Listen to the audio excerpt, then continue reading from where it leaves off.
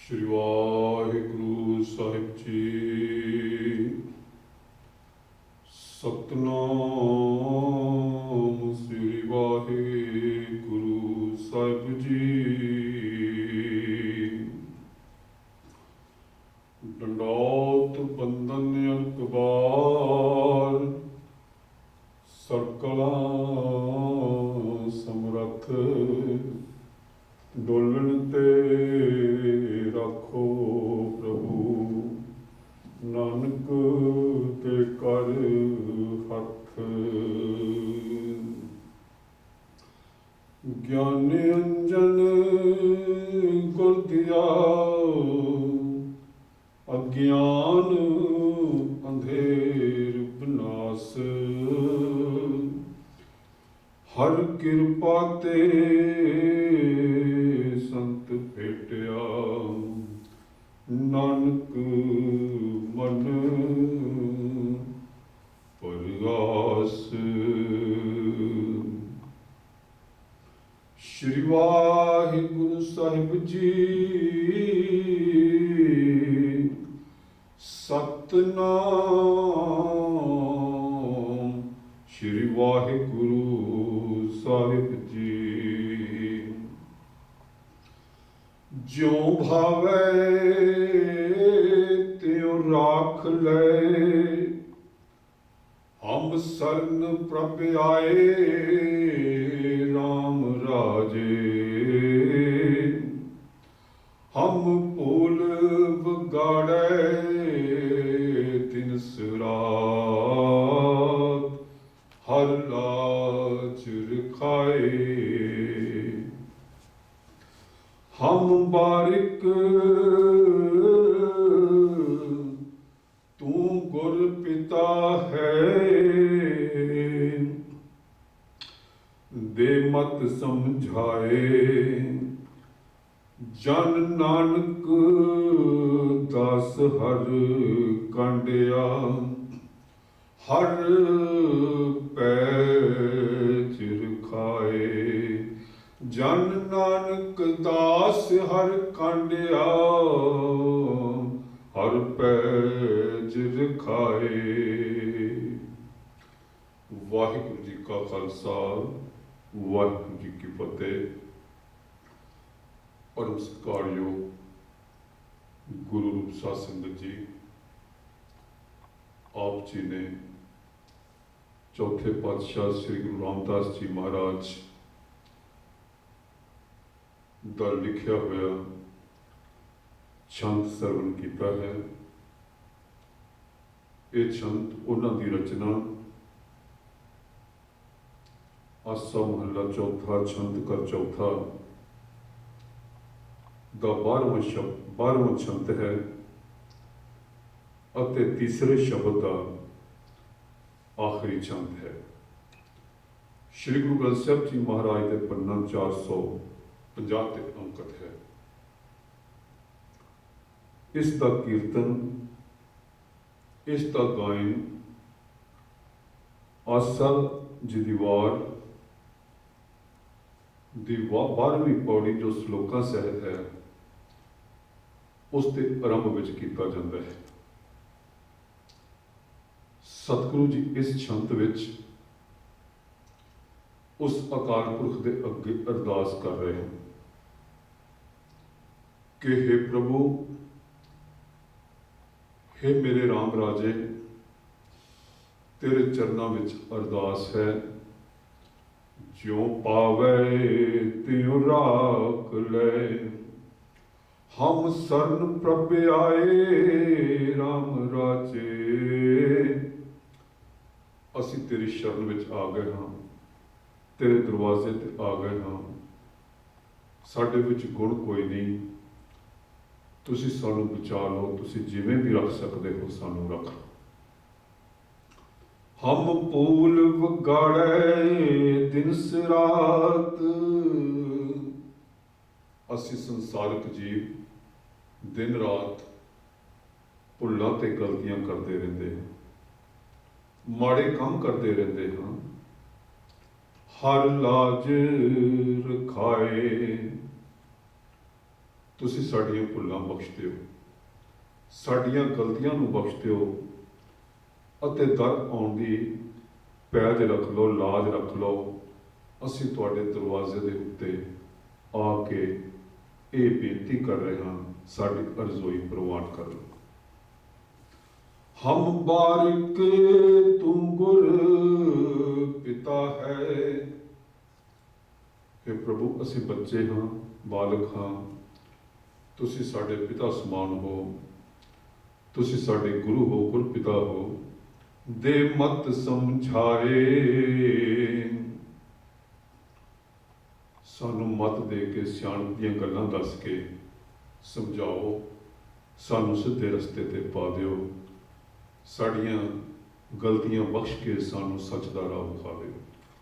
ਜਨ ਨਾਨਕ ਦਾਸ ਹਰ ਕਾਂਢਿਆ। ਮਹਾਰਾਜ ਜੀ ਕਹਿੰਦੇ ਹਨ ਕਿ हे ਪ੍ਰਭੂ, ਜਨ ਨਾਨਕ, ਮੈਨੂੰ ਨਾਨਕ ਨੂੰ, ਸੇਵਕ ਨਾਨਕ ਨੂੰ ਕਾਂਢਿਆ ਕਿਹਾ ਜਾਂਦਾ ਹੈ ਕਿ ਇਹ ਪ੍ਰਭੂ ਦਾ ਦਾਸ ਹੈ। ਜਨ ਨਾਨਕ ਦਾਸ ਹਰ ਕਾਂਢਿਆ, ਮੈਨੂੰ ਤੇਰਾ ਸੇਵਕ ਸਮਝਿਆ ਜਾਂਦਾ ਹੈ, ਕਿਉਂਕਿ ਦੁਨੀਆ ਦੇ ਲੋਕ ਮੈਨੂੰ ਤੇਰਾ ਸੇਵਕ ਸਮਝਦੇ ਨੇ। ਇਸ ਕਰਕੇ ਹਰ ਪੈਜ ਰਖਾਏ। ਇਹ ਹਰੀ ਮੇਰੀ ਪੈਜ ਰੱਖ ਲਓ, ਮੇਰੀ ਇੱਜ਼ਤ ਬਚਾ ਲਓ, ਕਿਉਂਕਿ ਲੋਕ ਮੈਨੂੰ ਤੁਹਾਡਾ ਸੇਵਕ ਸਮਝਦੇ ਹਨ, ਪਰ ਮੈਂ ਗਲਤੀਆਂ ਦਾ ਪੁਤਲਾ ਹਾਂ, ਤੁਹਾਡੇ ਦਰਵਾਜ਼ੇ ਤੇ ਆ ਗਿਆ ਹਾਂ, ਮੈਨੂੰ ਬਖਸ਼ ਲਓ। ਸਾਧ ਸੰਗਤ, ਸਤਿਗੁਰੂ ਜੀ ਦੇ ਇਸ ਛੰਤ ਵਿੱਚ ਆਏ ਵਿਚਾਰ ਤੋਂ ਸਾਨੂੰ ਇਹ ਉਪਦੇਸ਼ ਮਿਲਦਾ ਹੈ ਕਿ ਅਸੀਂ ਹਰ ਵੇਲੇ ਉਸ ਵਾਹਿਗੁਰੂ ਨੂੰ, ਉਸ ਦੇ ਦਰ ਦੇ ਉੱਤੇ ਇਹ ਬੇਨਤੀ ਕਰਨੀ ਹੈ, ਅਰਦਾਸ ਕਰਨੀ ਹੈ ਕਿ ਉਹ ਸਾਡੀਆਂ ਭੁੱਲਾਂ ਬਖਸ਼ੇ ਅਤੇ ਸਾਨੂੰ ਸਿੱਧੇ ਰਾਹ ਪਾਵੇ, ਕਿਉਂਕਿ ਉਹ ਬਖਸ਼ਣਹਾਰ ਹੈ, ਉਹ ਪਿਤਾ ਸਮਾਨ ਹੈ। ਸਤਿਗੁਰੂ ਜੀ ਦੇ ਇਸ 12ਵੇਂ ਛੰਦ ਦੀ ਵਿਚਾਰ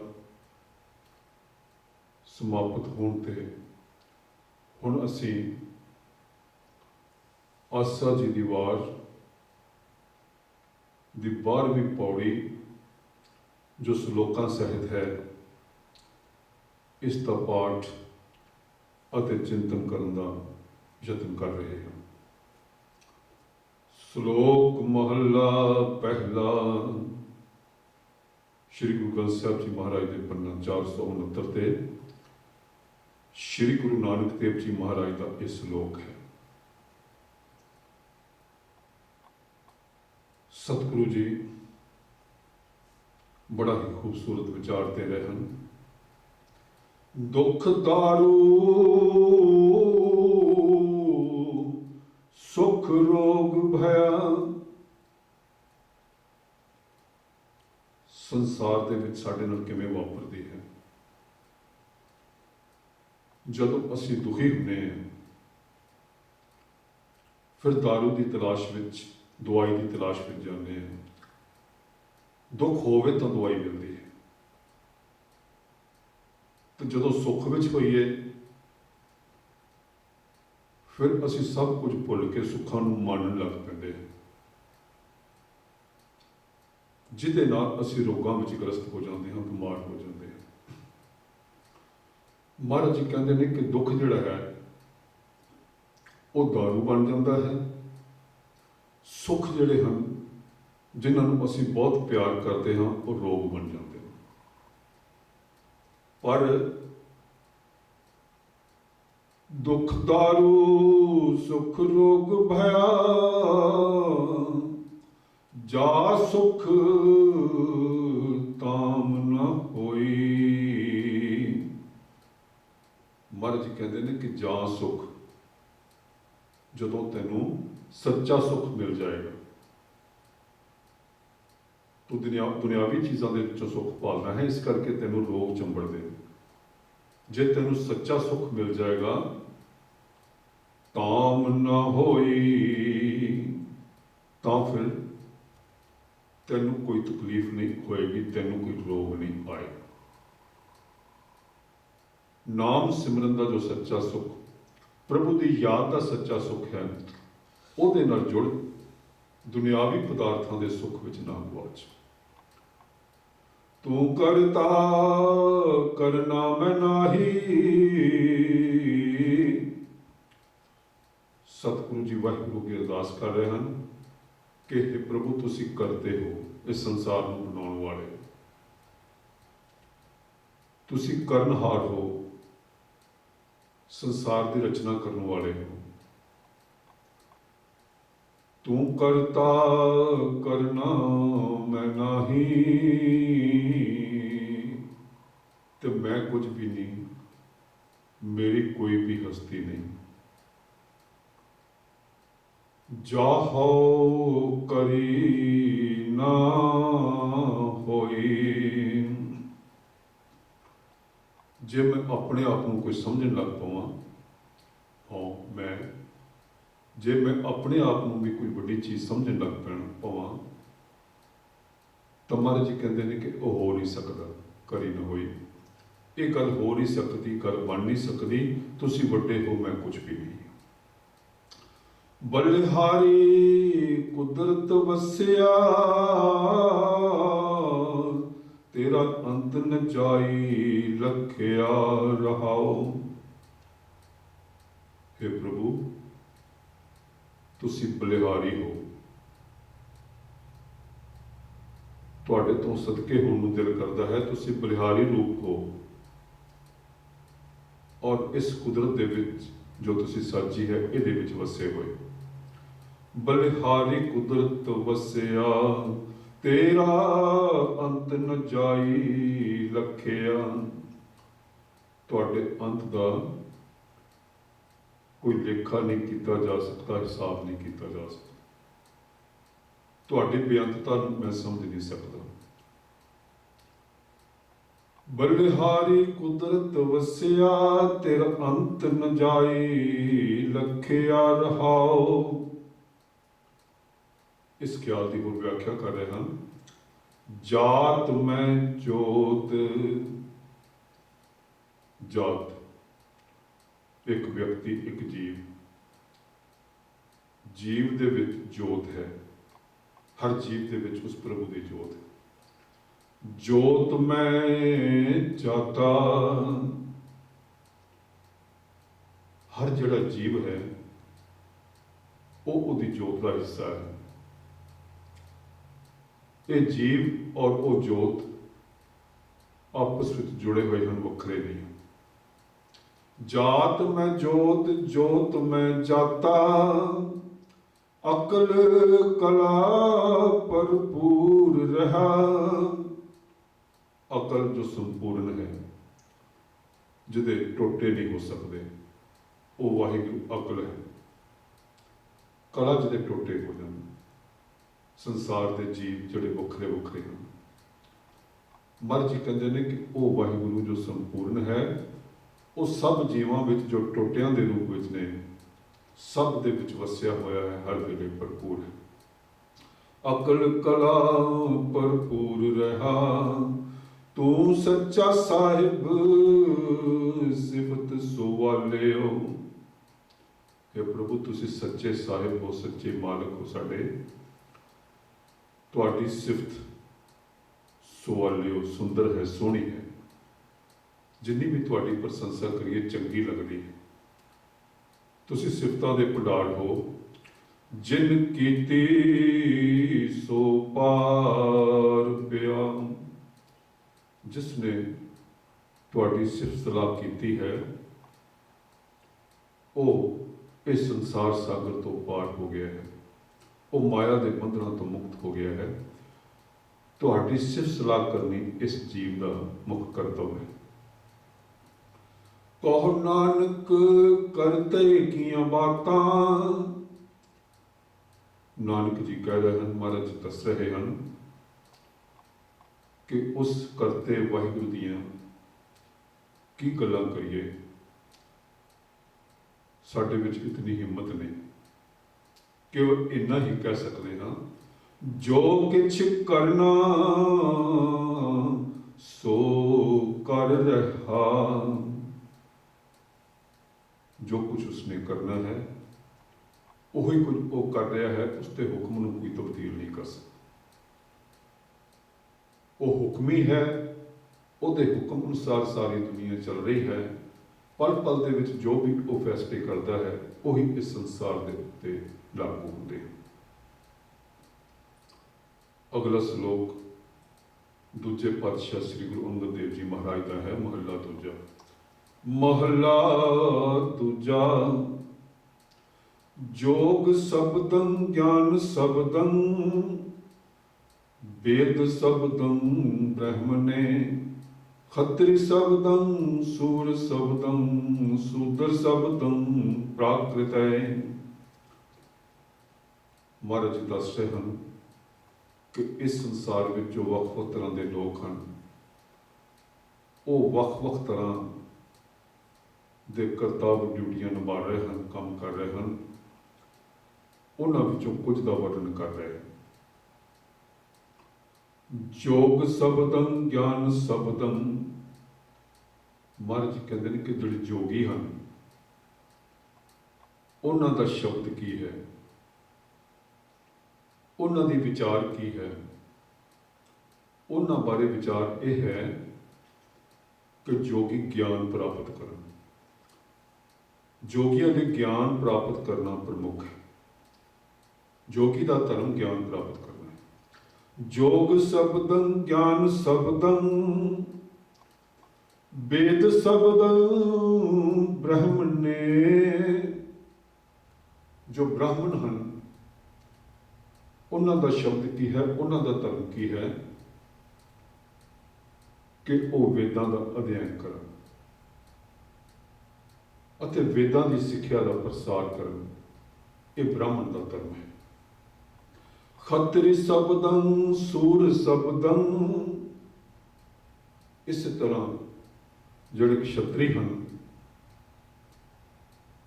ਉਹਨਾਂ ਦਾ ਧਰਮ ਇਹ ਹੈ ਕਿ ਉਹ ਸੂਰਮੇ ਬਣਨ, ਸੂਰ ਸ਼ਬਦੰ, ਬਹਾਦਰ ਬਣਨ, ਯੋਧੇ ਬਣਨ। ਇਸੇ ਤਰ੍ਹਾਂ ਜਿਹੜੇ ਸ਼ੂਦਰ ਹਨ, ਜਿਹੜੇ ਨੀਵੀਆਂ ਜਾਤਾਂ ਬਾਰੇ ਸਮਝੇ ਜਾਂਦੇ ਨੇ, ਉਹਨਾਂ ਦਾ ਧਰਮ ਕੀ ਹੈ ਕਿ ਉਹ ਦੂਜਿਆਂ ਦੀ ਸੇਵਾ ਕਰਦੇ ਹਨ। ਪ੍ਰਾਕ੍ਰਿਤ ਹੈ, ਪਰਾਇਆਂ ਦੀ ਕਿਰਤ ਕਰਦੇ ਹਨ। ਸ਼ੂਦਰ ਸ਼ਬਦੰ ਪ੍ਰਾਕ੍ਰਿਤ ਹੈ, ਉਹ ਦੂਜਿਆਂ ਦੀ ਸੇਵਾ ਕਰਦੇ ਹਨ। ਮਹਾਰਾਜ ਜੀ ਕਹਿੰਦੇ ਨੇ ਕਿ ਇਹ ਆਪੋ ਆਪਣੇ ਕੰਮ ਕਰ ਰਹੇ ਹਨ। ਇਸ ਤਰ੍ਹਾਂ ਦੇ ਧਰਮ ਵਿਥੇ ਹਨ। ਜਾਤ ਅਤੇ ਵਰਨ ਦੀ ਇਸ ਤਰੀਕੇ ਨਾਲ ਵੰਡ ਕੀਤੀ ਹੋਈ। ਪਰ ਮਹਾਰਾਜ ਕਹਿੰਦੇ ਨੇ ਕਿ ਇੱਕ ਅਜਿਹਾ ਵੀ ਧਰਮ ਹੈ ਜੋ ਸਾਰਿਆਂ ਤੇ ਲਾਗੂ ਹੁੰਦਾ ਹੈ।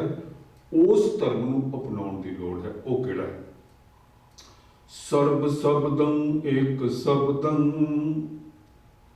ਸਾਰੇ ਧਰਮਾਂ ਦਾ ਇੱਕੋ ਧਰਮ, ਸਭ ਡਿਊਟੀਆਂ ਦੀ ਇੱਕੋ ਡਿਊਟੀ, ਸਭ ਤੋਂ ਵੱਡਾ ਜੋ ਕਰਤੱਵ ਹੈ, ਫਰਜ਼ ਹੈ ਸਾਰੇ ਮਨੁੱਖਾਂ ਦਾ, ਇੱਕ ਧਰਮ ਸਾਂਝਾ ਜਿਹੜਾ ਹੈ ਉਹ ਇਹ ਹੈ, ਜੇ ਕੋ ਜਾਣੇ ਪਿਓ। ਜੇ ਕੋਈ ਇਸ ਨੂੰ ਜਾਣ ਸਕਦਾ ਹੈ, ਇਸ ਪਿਓ ਨੂੰ, ਇਸ ਭੇਦ ਨੂੰ ਕੋਈ ਜਾਣ ਸਕਦਾ ਹੈ, ਉਹ ਧਰਮ ਕੀ ਹੈ? ਉਹ ਧਰਮ ਹੈ ਵਾਹਿਗੁਰੂ ਦੇ ਨਾਲ ਜੁੜਨਾ, ਪ੍ਰਭੂ ਦੀ ਸੇਵਾ ਕਰਨਾ, ਪ੍ਰਭੂ ਦਾ ਸਿਮਰਨ ਕਰਨਾ। ਇਸ ਦੀ ਅੱਗੇ ਚੱਲ ਕੇ ਵਿਆਖਿਆ ਕਰ ਰਹੇ ਹਨ। ਕਹਿੰਦੇ ਜੇ ਉਸ ਭੇਦ ਨੂੰ ਕੋਈ ਜਾਣ ਲੈ ਕਿ ਸਾਂਝਾ ਧਰਮ ਸਾਰਿਆਂ ਦਾ ਕਿਹੜਾ ਹੈ, ਨਾਨਕ ਤਾਂ ਕਾ ਦਾਸ ਹੈ ਸੋਈ ਨਿਰੰਜਨ ਦਿਓ। ਜਿਹੜਾ ਇਸ ਚੀਜ਼ ਨੂੰ ਸਮਝ ਲਵੇ, ਇਸ ਭੇਦ ਨੂੰ ਸਮਝ ਲਵੇ ਕਿ ਸਾਰਿਆਂ ਦਾ ਸਾਂਝਾ ਕਰਤੱਵ ਕਿਹੜਾ ਹੈ, ਸਾਂਝਾ ਧਰਮ ਕਿਹੜਾ ਹੈ। ਮਹਾਰਾਜ ਜੀ ਕਹਿੰਦੇ ਨੇ ਕਿ ਮੈਂ ਉਹਦਾ ਦਾਸ ਹਾਂ, ਸੇਵਕ ਹਾਂ। ਸੋਈ ਨਿਰੰਜਨ ਦਿਓ। ਉਹ ਮਨੁੱਖ ਜਿਹੜਾ ਹੈ ਉਹ ਪ੍ਰਭੂ ਦਾ ਰੂਪ ਹੈ। ਉਹ ਪ੍ਰਭੂ ਦਾ ਰੂਪ ਹੈ ਜਿਹੜਾ ਉਸ ਪ੍ਰਭੂ ਦੇ ਨਾਲ ਜੁੜ ਗਿਆ, ਚਾਹੇ ਉਹ ਕਿਸੇ ਵੀ ਜਾਤ ਨਾਲ, ਉੱਚੀ ਨਾਲ, ਨੀਵੀਂ ਨਾਲ ਸੰਬੰਧਿਤ ਹੈ। ਉਹ ਆਪਣੇ ਆਦਰਸ਼ ਨੂੰ ਪ੍ਰਾਪਤ ਕਰ ਗਿਆ। ਮੈਂ ਉਹਦਾ ਸੇਵਕ ਹਾਂ। महला दूजा उसे ही गल की अगों व्याख्या कर रहे हैं। महाराज जी कह रहे हैं कि वो चीज की है जो सब लिए साझी है। एक कृष्णं, ओ कृष्ण ओ वाहिगुरु एक है। एक कृष्णं सर्व देवा देव देवा ता आत्मा। असी अनेकां कृष्ण बनाए हैं, अनेकां देवते सिरजे हुए हैं। महाराज जी कहते हैं कि इको कृष्ण है, वो वाहिगुरु आप कृष्ण है। वो सारे देवतियां दा देवता है अते देवतियां दे जो अगों देवते हैं उन्हां दी भी आत्मा है। सब दे विच उस प्रभु दा निवास है। प्रभु जिहड़ा है वो सब तो ऊपर है। एक कृष्णं सर्व देवा देव देवा ता आत्मा। आत्मा वासुदेवस, वासुदेवस भी प्रभु लिए परमात्मा ने वरत्या है कि वो प्रभु वो वासुदेव वो संसार का मालिक सब देवतियां का सब चीज़ों का आत्मा है। सब के अंदर उसका निवास है। जे कोई इस चीज़ नूं समझ लवे, जे को जाने पियो, जे कोई इस भेद नूं जान लवे, नानक ताका दास है। महाराज जी कहते हैं कि मैं उदा दास हाँ। सोई निरंजन देव, मेरे लिए वही निरंजन रूप है। निरंजन माया तो रहत प्रभु, मेरे लिए वही प्रभु का रूप है। असी जातां विच होर कई प्रकार दीयां वंडियां विच वंडे हुए हैं और अनेकां अपने अपने तरीके अपनाए हुए हैं कि फलाने का यह धर्म है, फलाने का यह धर्म है। महाराज जी कहते हैं कि सब का धर्म यह है कि एक अकाल पुरख नाल जुड़े। जिहड़ा अकाल पुरख नाल जुड़िया है, चाहे वह शूद्र है, चाहे वह ब्राह्मण है, चाहे वह खत्री है, चाहे वह जोगी है, मैं उहदा दास हाँ क्योंकि वह प्रभु नाल जुड़ के निरंजन रूप हो गया है। इस करके मैं उहदे अगे सिर नवाउंदा। महला पहला गुरु नानक देव जी का एक होर श्लोक है। सतगुरु जी कह रहे हैं, कुंभे बद्दा जल रहे, जल बिन कुंभ न होए। ज्ञान का बद्धा मन रहे, गुरु बिन ज्ञान न होए। सतगुरु जी समझा रहे हैं कि मनुख नूं ज्ञान होना चाहिए है। तो ज्ञान कितों मिलता है? गुरु तो मिलता है। ज्ञान अंजन गुर दिया, महाराज जी के उपदेशन सुखमणी साहब के श्लोक है। ज्ञान अंजन गुर दिया, अज्ञान अंधेर विनाश, हर कृपा ते संत भेटिया, नानक मन प्रकाश। ज्ञान मिलता कितों है? गुरु तो। मिसाल दे रहे हैं, कुंभे बद्दा जल रहे। कुंभ का मतलब कड़ा, कुंभ घड़े को कहते हैं। घड़े दे विच पानी पा दिओ तो वो टिकिया रहता है, बन्निया रहता है। कुंभे बद्दा जल रहे, जल बिन कुंभ न होए। तो जे पानी ही ना होवे तो फिर घड़े की कोई हस्ती नहीं है। घड़ा तां ही है जे पानी। ज्ञान का बद्दा मन रहे। इस तरह जिहड़ा मन है उन्होंने काबू किवें कीता जा सकता है? वो ज्ञान द्वारा काबू किया जा सकता है। अज्ञानी मन जिहड़ा है वो भटक जाता है, ठोकरां खाता है। तो जिस वेले ज्ञान प्राप्त हो जाए वो टिकाव विच आ जाता है। ज्ञान का बद्धा मन रहे। ज्ञान की प्राप्ति नाल मन मर्यादा विच आउंदा है, डिसिपलिन विच आउंदा है। तो एक ज्ञान मिलता कितों है? महाराज जी कहते हैं, गुर बिन ज्ञान ना होए। गुरु तो बिना ज्ञान प्राप्त नहीं होता। इस करके सिख ने सच्चे गुरु नाल जुड़ना है अते ज्ञान की प्राप्ति करनी है, तां ही उहदा कल्याण होना।